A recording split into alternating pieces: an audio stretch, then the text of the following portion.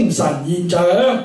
末羅賴耶意識界線，如果淨係咁綠色嗰陣時咧，就將末羅色同柯賴耶色咧就擺落個意識度，當係意識底層嘅嘢，係嘛？好似頭先個圈咁啦。所以日本人講呢個色嘅，講呢個末羅色、柯賴色，日本人用佢又唔用西方嘅詞，佢用呢個詞，東方嘅術語，唔講咩潛意識啊、無意識，佢講深層意識。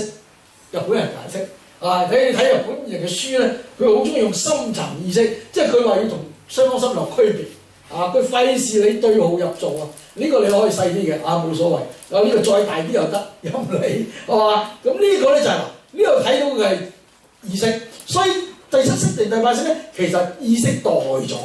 小乘人冇發覺咁解，冇發覺個意識下面咁多嘢嘅，咁多空間。小乘人就睇到呢嚿嘅活動。所以大乘嘅唯識咧，就探討落下邊深入咗，就係咁解。所以如果你淨係得18界咧，呢、這個末羅同柯賴就擺落個意識界度，暫時擺落去裏邊寄存。所以18界都夠用㗎啦，意思就係咁咁更不必立啦。故為18此等道理，凡不具述所以咧就正成個宇宙萬有色法心法現象得18樣嘢。係嘛？咁咧就唔需要詳細再講啦，係嘛？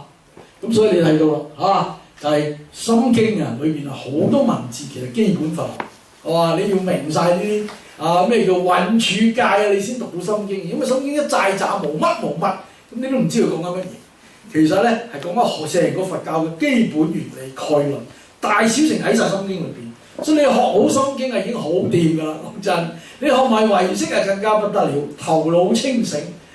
智慧敏鋭，係嘛？今日講到呢度，多謝大家